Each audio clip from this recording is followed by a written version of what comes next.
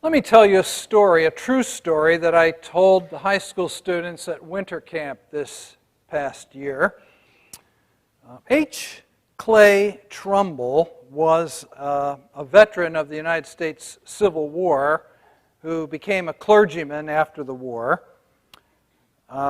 During the war, he was captured by the Confederates, and in Confederate prison, some of his fellow prisoners came up with a scheme that would allow them to escape.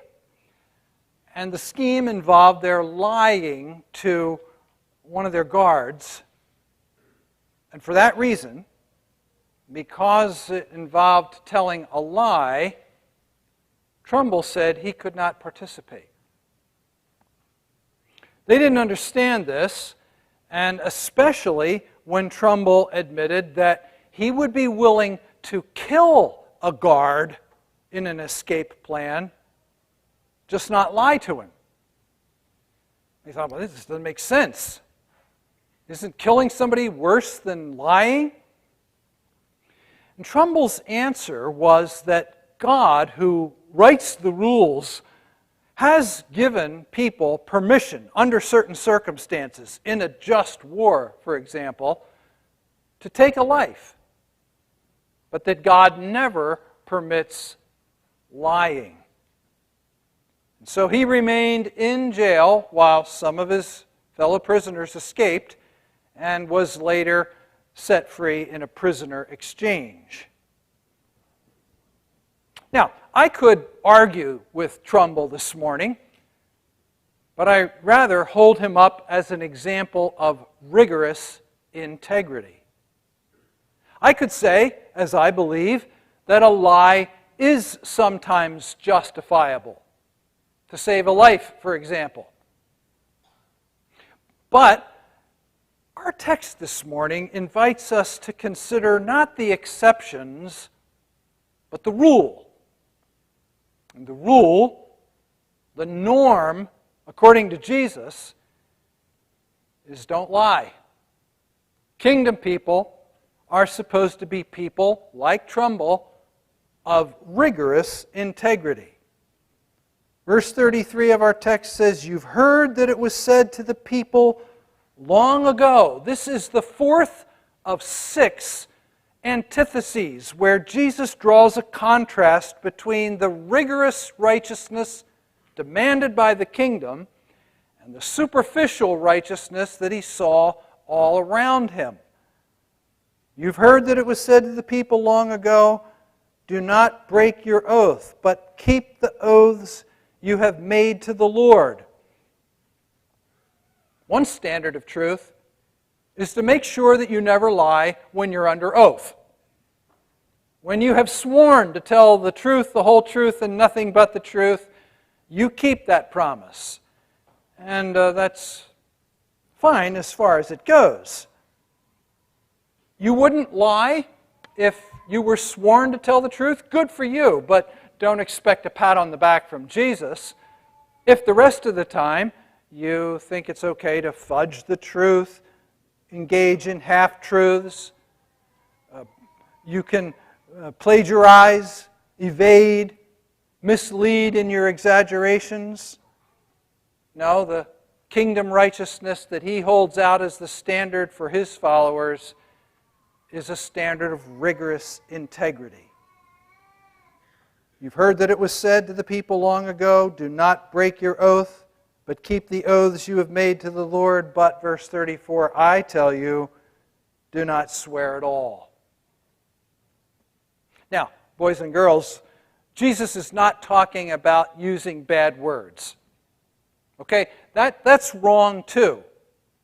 But what he's talking about here is more the kind of thing that you may have heard when people say, "I swear to God," or "cross my heart and hope to die," which is another way of saying, "If I'm lying, may God strike me dead." These are the kind of things that people say when they want you to really, really, really believe them. They're really telling the truth this time. And Jesus is saying in this paragraph that his people should not have to bolster what they are saying by oaths, by swearing. And they shouldn't think that when they're not under oath, it's okay to lie because they've got their fingers crossed behind their back.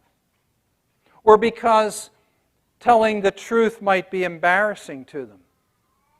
Or because telling the truth might make more work for them. Like it did for a police department in a story I think your parents will like. An older couple were getting ready to go to bed. The wife said, "I think you left the light on in the garage." So he went to the back door to go turn off the light and noticed a couple of guys breaking into his garage. So he called the police, told them about the break-in, and the police dispatcher said, "Well, I'm sorry, but we don't have anybody available to send over." He said, "Okay," hung up. Waited about 60 seconds, then called the police back and said, "Hey, I called you a minute ago to tell you about the guys burglarizing my garage. You don't have to worry about it. I shot them." Within 2 minutes, there were 2 cop cars there. They nabbed the burglars and then said to the homeowner, "I thought you said you shot them." He said, "I thought you said nobody was available." Yeah.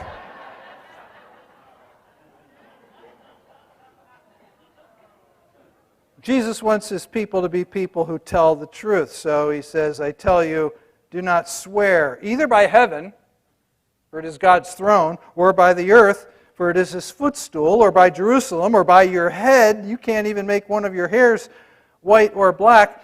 A cross-reference you might jot in the margin of your Bible is Matthew 23. In that chapter, we see what had become of oath-taking in Jesus' day. People thought that oaths were more or less binding depending on the wording. If you swore by heaven, that was pretty serious because God lives there. But if you swore by anything earthly, not so much. And Jesus finds this hair-splitting. Because God is sovereign over heaven and earth and everything in them. So whether you swear by something heavenly or something earthly, you're on God's turf. He's so sovereign, he's sovereign even over the color of your hair. You're not in charge. You're not in control. This is God's world. And it's better to not swear at all. You don't have to bolster your word by swearing. This is why Quakers and some other groups will not take an oath even in court. An early Quaker, George Fox, got in trouble for this, his unwillingness to swear to tell the truth. And he said, "You have given me a book here to kiss and swear on, and this book that you've given me to kiss says, 'Swear not at all.' Well, I say, as the book says, and yet ye imprison me. How chance ye do not imprison the book for saying so?" Now, I can respect that stance, but honestly, I don't think that that's what Jesus is getting at here. After all, the Bible, the Old Testament, the Bible Jesus read, allows for taking an oath. Numbers chapter 30, verse 2. When a man makes a vow to the Lord or takes an oath to obligate himself by a pledge, he must not break his word, but do everything he said. Or Deuteronomy 6:13. Fear the Lord your God, serve him only, and take your oaths in his name. Now, earlier in the Sermon on the Mount, Jesus said, "I didn't come to throw out the law. I didn't come to abolish the law, but to fulfill it." That is, to bring out its fuller intended meaning and apply it to people's lives.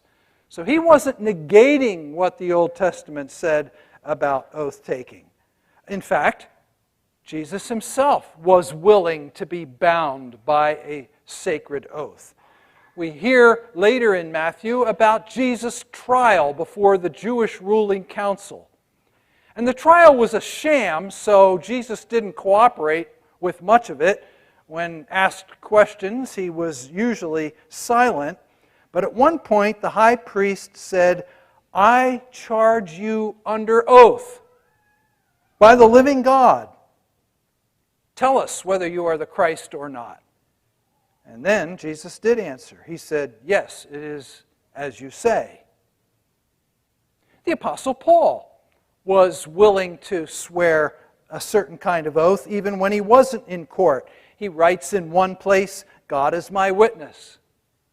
He writes in another place, God can testify. Now, it's not as if Paul had an honesty problem. Not as if he had a reputation for lying and he had to, on these occasions, say, well, this time I'm telling the truth. No, it's rather that he's underscoring the solemn, serious nature of what he is about to say.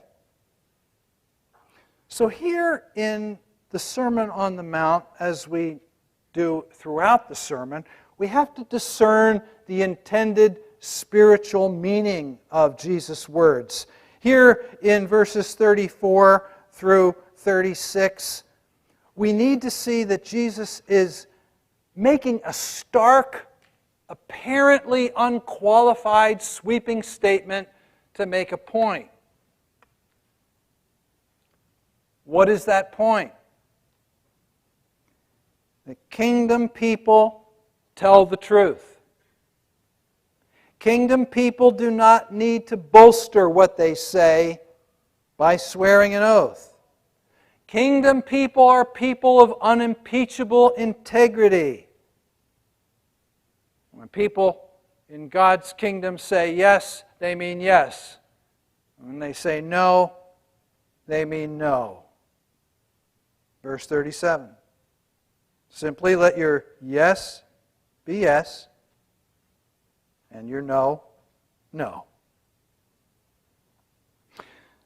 12-year-old Gordon's father answered a knock at the door, and it was a police officer. The cops said that kids in the neighborhood had been throwing rocks through people's windows, and that somebody said that Gordon was one of the perpetrators. Dad let the officer into the living room and said, I'll be right back. He went in and privately said to Gordon, do you have anything to do with this? And Gordon said, no. And Dad went back to the cop and said, my son has nothing to do with this. You see, he had come to trust his son. Gordon had, with his dad, a reputation for not lying, so that Dad could take his bare word at face value and go to the authorities based on that confidence. And so it turns out that the one who had accused Gordon later confessed that he had a grudge against him and had lied. Gordon was innocent. And I think Jesus would point at Gordon and say, that's how I want my people to be all the time. Their yes means yes. Their no, no. Anything beyond this comes from the evil one. What does that mean? The evil one, Satan, is, Jesus said, the father of lies. He was a liar from the very beginning. And when we lie, we do his work for him. Or even if we tell the truth but feel like we have to bolster it with solemn swearing, we're kind of conceding ground to the enemy. One scholar wrote this: whenever I utter the formula, I swear to God, I'm really saying, now I'm going to mark off an area of absolute truth and put walls around it to cut it off from the muddy floods of untruth and irresponsibility that ordinarily overruns my speech. In fact, I am saying even more than this. I'm saying that people are expecting me to lie from the start, and just because they're counting on my lying, I have to bring up these big guns of oaths and words of honor. Jesus wants our yes to be yes, and our no to be no. Dr. Diane Komp was vacationing in Europe, and on a rainy day when she couldn't do anything else, she ducked into an Austrian castle and roamed through the library and saw a slender old book that jumped right out at her. The title on the spine was "A Lie Never Justifiable." And it was written by H. Clay Trumbull, that Civil War veteran. A lie never justifiable. Now, how this book got from the United States back in the mid-1800s to this Austrian castle, she had no idea, but she did have an idea that God put it there for her. It smote her conscience, because the day before she went to Europe, she told a lie. It was minutes before the taxi would show up at her apartment to take her to the airport, and she called her favorite kennel to make arrangements for her Yorkshire Terrier, Babu. And the voice on the other end of the line said, "Are Babu's shots up to date?" Oh, nuts, she thought. She had intended to take her dog to the vet in the last couple of weeks, but life happened. She got too busy. And now here she was with this dilemma. If she said no, the kennel wouldn't take her dog. And then what was she going to do? Forfeit her flight, her vacation? So she lied. She said, "Yes, shots completely up to date." Taxi horn beeped. She got her luggage and the dog into the cab. On the way to the airport, they stopped at the kennel, and there she had an opportunity to make things right, because there was a sign behind the counter that said, "If your pet's shots are not up to date, we can take care of that for you here today." But for her to ask for that would have been to admit that she lied a few minutes earlier on the phone, and so she said nothing. And there she is in a castle thousands of miles away, a lie never justified. Well, that experience prompted her to do a 4-month experiment. She journaled every day on lies that she witnessed in the media, or temptations to lie herself, even to shade the truth. And because she was a sponsor in her church's youth group, she was able to persuade some teenagers to join her in this 4-month journaling experience. And together they learned a lot. They learned that a lot of people lie and think that they can justify it because of, well, you know how you justify your lies. But that most of the time, they learned, our lies are to keep us out of trouble or to make us look better. They learned that almost everybody lies. In fact, the teens who were willing to be honest with her admitted that they had lied to a parent or a teacher in the last 7 days, and that wasn't all that unusual. Almost everybody lies. She writes in her own book, "I did meet one ray of hope this year, a college student majoring in political science who possesses a single-mindedness about truthfulness. I hope Jeremy runs for political office someday, for this young man hasn't told a lie since his freshman year in high school. I believe him when he tells me that, no matter how incredulous the claim sounds." And this is what Jeremy says.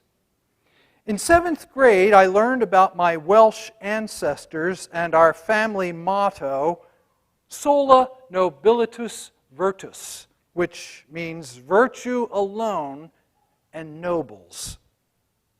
I decided to make it a point not to lie. It was hard and took time, but after 2 years, I reached a point where I told the truth whether people wanted to hear it or not. I don't believe I have told a lie since my freshman year in high school. I used to defend this view by telling people, my word is my bond, But now I supplement that with my life verse, James 5:12.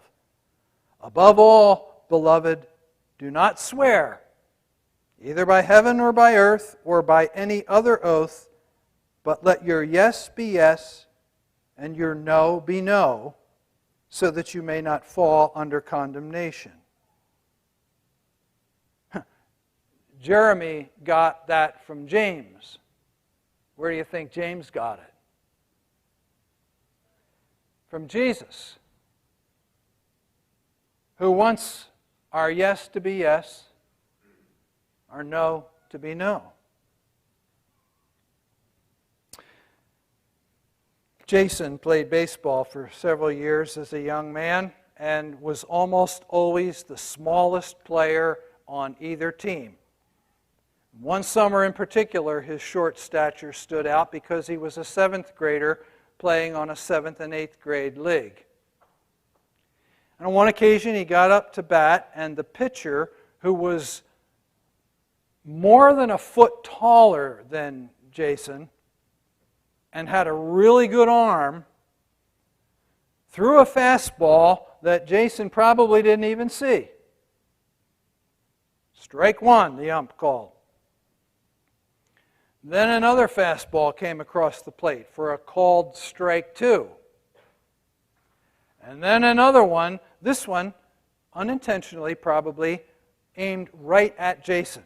He jumped back, his helmet flew off, his bat went flying, and when he got up and dusted himself off, the ump said, "Take your base." And Jason said, "But it didn't hit me." The ump said, "Take your base, son." And Jason said, "Honestly, it didn't hit me." And in the stands, the fans of that team were all thinking, "Come on, take your base." In the stands, Jason's dad was thinking, "Take your base. Just take your base, son. Your war is over. You're going home." The ump looked out at the infield ump, and that guy just shrugged. And so the ump said, "Okay. Counts 1 and 2. Batter up." So Jason dug his cleats in, took a stance, and another fastball, right down the middle. This is the kind of pitch that should have sent Jason to the dugout. But he slammed it. Cracked a ball out into left center for a stand-up double, and the crowd went wild. And even the manager of the other team spit his sunflower seeds out and said, "You gotta love that."